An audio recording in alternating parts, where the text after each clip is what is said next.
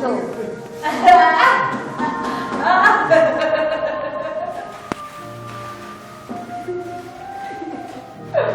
Vai ver se mostra.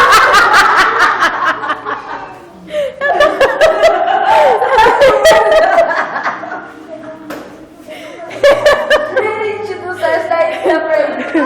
Essa ficou boa, hein? Filha, você não tira mais nunca.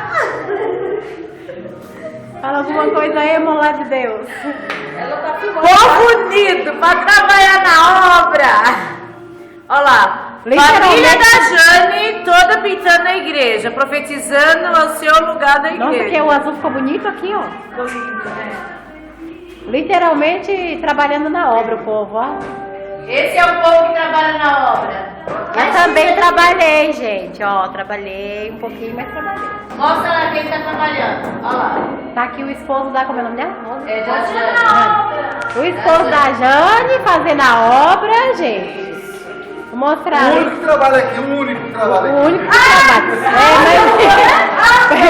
Mas tem que ser os maiores, os pequenininhos. Só os maiores. Né? Olha que linda.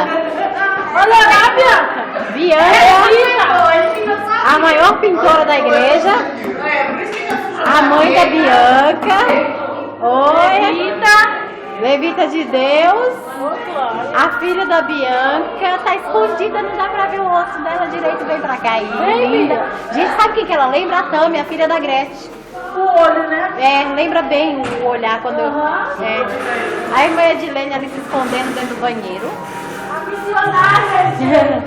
Missionária é ela lá. Lavando o pincel. Justamente. Muito bem. E o príncipe? Aqui é o príncipe da irmã Edilene.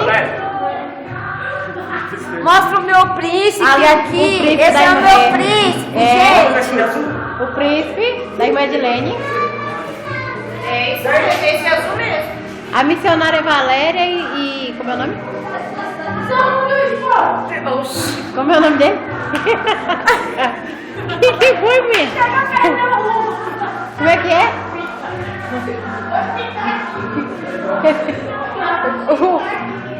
O irmão, como é o seu nome?